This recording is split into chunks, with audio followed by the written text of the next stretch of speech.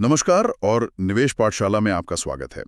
आज हम एक ऐसी किताब की क्या कहते हैं चीर फाड़ करने वाले हैं जो दशकों से कई ट्रेडर्स की बाइबल मानी जाती रही है। स्टैन वेनस्टीन की secrets for profiting in bull and bear markets. ये उन चंद किताबों में से है जो बाजार के शोर को हटाकर एक साफ सुथरा नक्शा दिखाने का दावा करती है। बिल्कुल, और ये दावा खोखला नहीं है, मैं बता दूं। वीनस्टीन का जो मूल मंत्र है ना, वो बहुत सीधा है। बाजार की सुनो, क्योंकि द टेप टेल्स ऑल। मतलब कीमत और वॉल्यूम के चार्ट में ही सारी कहानी छुपी होती है। वो कहते हैं कि कंपनी कितनी भी अच्छी क्यों ना हो, अगर उसका स्टॉक गलत स्टेज में है तो पैसा लगाना मतलब जलती हुई इमारत में भागने जैसा है। सही बात है। तो आज हमारा मिशन है वीनस्टीन के इसी नक्शे को समझना। हम उनकी सबसे मशहूर तकनीक स्टेज एनालिसिस की गहराई में उतरेंगे। हम देखेंगे कि कैसे सिर्फ एक चार्ट को देखकर हम किसी स्टॉक के जीवन चक्र को पहचान सकते हैं और ये तय कर सकते हैं कि कब मैदान में उतरना है, कब बाहर बैठना है और सबसे जरूरी कब भागना है। बिल्कुल, तो चलिए शुरू करते हैं। तो सबसे पहले इस किताब के दिल में जो फलसफा है उसे समझते हैं। वीनस्टीन फंडामेंटल एनालिसिस यानी कंपनी की कमाई, उसकी बैलेंस शीट, इन सब पर ज्यादा ध्यान क्यों नहीं देते? वो क्यों कहते हैं कि सिर्फ चार्ट देखो? देखिए, ये एक बहुत महत्वपूर्ण सवाल है।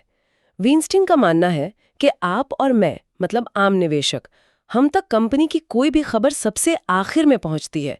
जब तक कोई अच्छी खबर, जैसे मान लीजिए मुनाफे में बढ़ोतरी, अखबार में छपती है, तब तक बड़े और जानकार निवेशक, जिन्हें हम स्मार्ट मनी कहते हैं, वो अपना दांव लगा चुके होते हैं। अच्छा, और ये सारी जानकारी, उम्मीदें, डर, सब कुछ स्टॉक की कीमत में पहले से ही शामिल हो जाता है। बिल्कुल पहले से ही प्राइस्ड इन होता है। तो कीमत ही उस स्टॉक से जुड़ी हर जानकारी का निचोड़ है। तो फिर हमें सिर्फ कीमत के बढ़ताव को पढ़ना सीखना है। लेकिन वीनस्टीन ये भी कहते हैं कि सिर्फ चार्ट पढ़ना काफी नहीं है।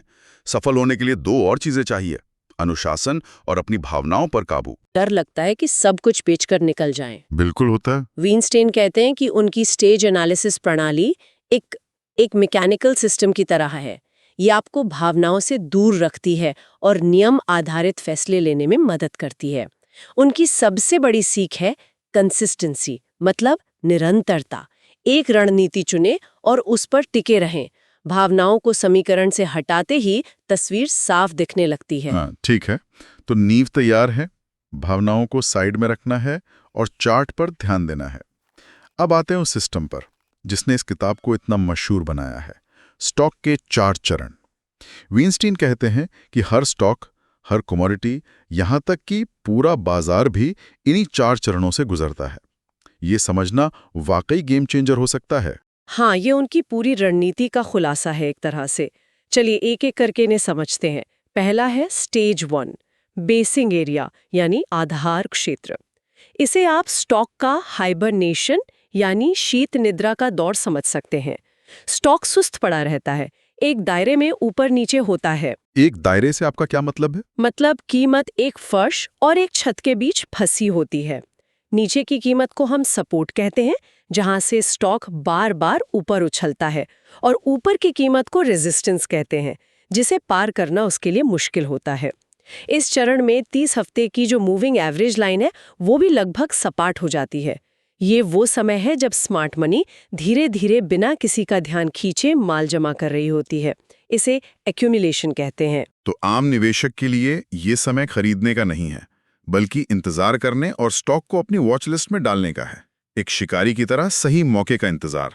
और वो सुबह है स्टेज 2, एडवांसिंग स्टेज यानी बढ़त का चरण। यहीं पर असली एक्शन शुरू होता है। हाँ, स्टॉक अपनी छत यानी रेजिस्टेंस लेवल को तोड़कर बाहर निकलता है, और ये ब्रेकआउट जबरदस्त वॉल्यूम के साथ होता है। अच्छा, और ये भारी वॉल्यूम इतना जरूरी क्यों है? भारी वॉल्यूम इस बात की पुष्टि करता है कि ये कोई झूठा ब्रेकआउट नहीं है। ये दिखाता है कि अब बड़े संस्थान और जानकार निवेशक पूरे विश्वास के साथ पैसा लगा रहे हैं। ये एक छोटी मोटी खरीद नहीं, बल्कि एक मजबूत ट्रेंड की शुरुआत का ऐलान है। इसी समय 30 हफ्ते की मूविंग एवरेज लाइन भी ऊपर की ओर मुड़ने लगती है। वीनस्टीन के अनुसार यही खरीदने का सबसे आदर्श समय है। तो ये वो लम्हा है जिसका हम स्टेज 1 से इंतजार कर रहे थे। वाह, ये जानकारी वाकई कमाल की है। और अगर आपको ये विश्लेषण पसंद आ रहा है तो इस चर्चा को लाइक और शेयर करना ना भूलें। और हाँ, निवेश पाठशाला को सब्सक्राइब जरूर करें ताकि आप कोई भी महत्वपूर्ण जानकारी मिस ना करें। तो एक बार जब स्टॉक स्टेज 2 में आ जाए तो क्या हमें बस उसे पकड़ के बैठना है? हाँ, जब तक वो स्टेज 2 में है तब तक आपको सवारी का मजा लेना है।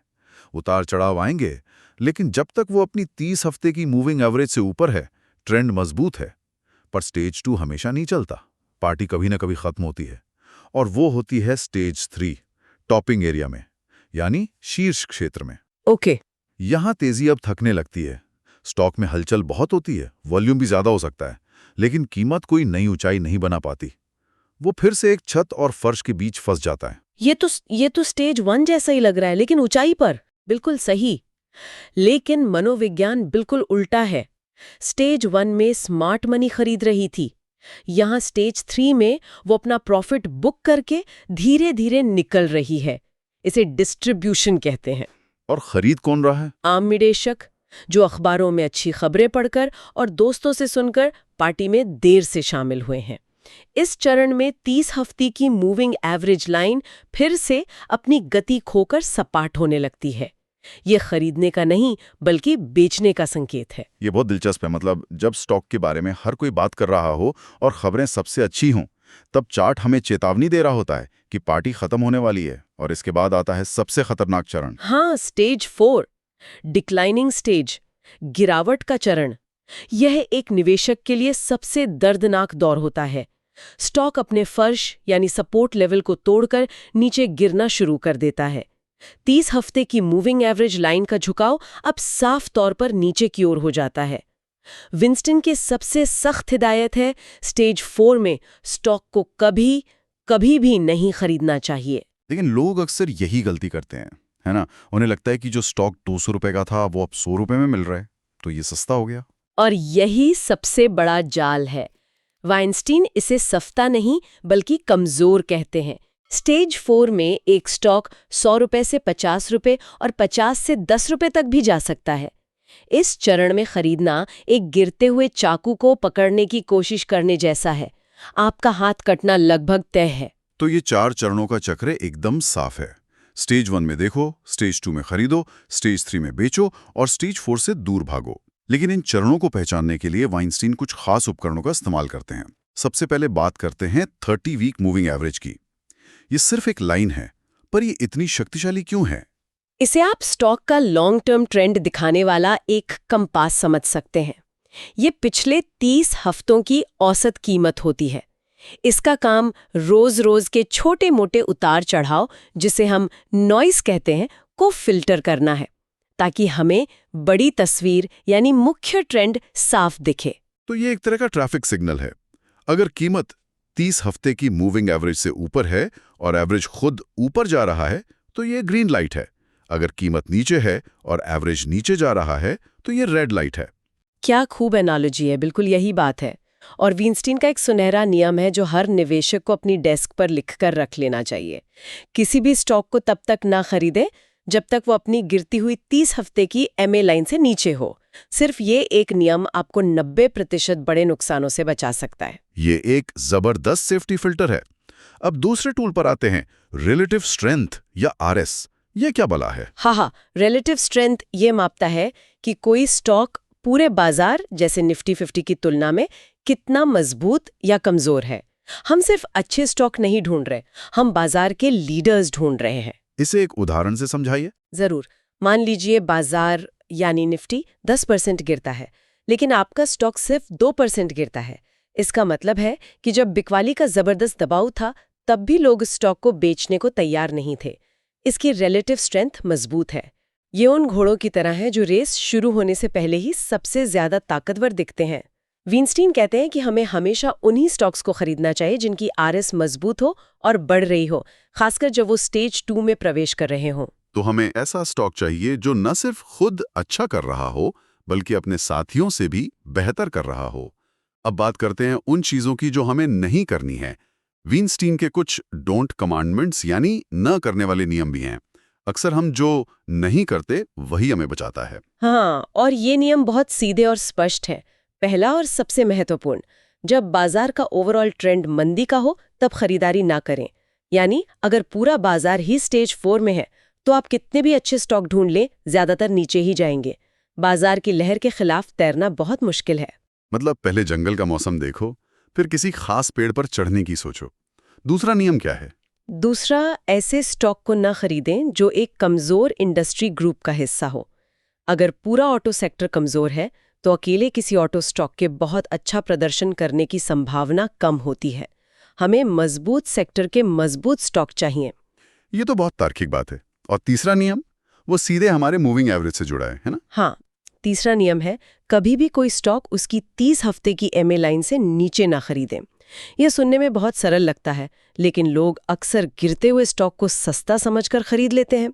यह नियम हमें सीधे सीधे स्टेज 4 में खरीदने से रोकता है। और चौथा नियम इसी का एक विस्तार है, जो शायद सबसे ज्यादा अनदेखा किया जाता है। बिल्कुल।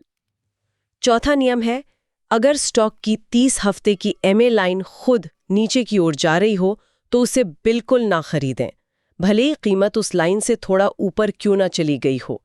जब तक उस लाइन का झुकाव ऊपर की ओर ना हो, ट्रेंड आपका दोस्त नहीं है। ये 4 नियम एक मजबूत किले की तरह हैं, जो आपको गलत समय पर गलत स्टॉक खरीदने से बचाते हैं। ये नियम हमें गलतियों से तो बचाते हैं, लेकिन बेचने के बारे में वीनस्टीन की क्या सलाह है? ज्यादातर लोगों की समस्या होती है कि वो प्रॉफिट जल्दी बुक कर लेते हैं और नुकसान को पकड़े रहते हैं, इस उम्मीद में कि स्टॉक वापस ऊपर आएगा। वीनस्टीन इस आदत को निवेश का सबसे बड़ा पाप कहते हैं। वो कहते हैं कि गिरते हुए स्टॉक में एवरेज डाउन करना, यानी और खरीदना, वो एक अच्छे पैसे को बुरे पैसे के पीछे फेंकने जैसा है। इसके बजाय हमेशा प्रोटेक्टिव सेल स्टॉप का उपयोग करें। प्रोटेक्टिव सेल स्टॉप, इसे आसान भाषा में समझाइए। आप उसे बिना सोचे समझे बेच देंगे। मान लीजिए आपने 100 रुपए में खरीदा, तो आप 92 रुपए का स्टॉप लॉस लगा सकते हैं। ये आपके छोटे नुकसान को बड़े नुकसान में बदलने से रोकता है। ये अनुशासन का सबसे महत्वपूर्ण हिस्सा है। प्रॉफिट को चलने दो, नुकसान को जल्दी काटो। ये नियम बहुत सरल लेकिन शक्तिशाली हैं। अगर ये नियम आपको उपयोगी लग रहे हैं तो हमारे चैनल को सब्सक्राइब करें, इस वीडियो को लाइक करें और अपने दोस्तों के साथ शेयर करें। हाँ, ताकि वो भी इन गलतियों से बच सकें। तो इस पूरी चर्चा का निचोड़ क्या निकलता है? ऐसा लगता है कि स्टैन वीनस्टीन की किताब हमें सिखाती है कि स्टॉक मार्केट में सफलता के लिए ज्योतिष, टिप्स या किसी जादू की जरूरत नहीं है, बल्कि एक अनुशासित, दोहराई जा सकने वाली प्रक्रिया की जरूरत है। बिल्कुल। निचोड़ ये है कि बाजार की अपनी एक लय है और वो 4 चरणों में चलती है। हमारा काम भविष्य बताना नहीं है, हमारा काम सिर्फ ये पहचानना है कि कोई स्टॉक या पूरा बाजार अभी किस चरण में है। स्टेज 2 में खरीदना और सवारी करना, स्टेज 3 में प्रॉफिट लेकर निकल जाना, और सबसे जरूरी स्टेज 1 और 4 में धैर्य से बाहर बैठना। 30 हफ्ते की मूविंग एवरेज, वॉल्यूम और रिलेटिव स्ट्रेंथ जैसे सरल उपकरणों का उपयोग करके हम भावनाओं से मुक्त होकर तार्किक निर्णय ले सकते हैं। ये रणनीति हमें बड़े मुनाफे हासिल करने और बड़े नुकसान से बचाने दोनों में मदद करती है, जो इसे इतना शक्तिशाली बनाता है। अब आखिर में एक विचार छोड़कर जाते हैं। ये किताब 1988 में लिखी गई थी। अब सोचने वाली बात यह है कि आज के दौर में जहां algorithm trading, high frequency trading और सूचनाएं सेकंडों में फैलती हैं, क्या वीनस्टाइन के ये चरण आज भी उतने ही प्रासंगिक हैं? यह एक बेहतरीन सवाल है। मेरा मानना है कि बाजार के उपकरण और गति बदल गई है, लेकिन जो एक चीज नहीं बदली वो है इंसान का मनोविज्ञान, लालच और डर। और वीनस्टीन की प्रणाली इन्हीं 2 भावनाओं पर आधारित है। हो सकता है कि अब ये चरण पहले से ज्यादा तेजी से बदलते हों, उन्हें पकड़ना ज्यादा मुश्किल हो गया हो, लेकिन उनका अस्तित्व आज भी है क्योंकि इंसान का स्वभाव नहीं बदला है। तो सोचने के लिए ये सवाल छोड़ जाते हैं, क्या आज के तेज रफ्तार बाजार में वीनस्टीन का नक्शा अभी भी काम करता है या हमें एक नए जीपीएस की जरूरत है? इस पर विचार जरूर कीजिएगा। अगली बार फिर मिलेंगे एक और गहरी चर्चा के साथ, सिर्फ निवेश पाठशाला पर।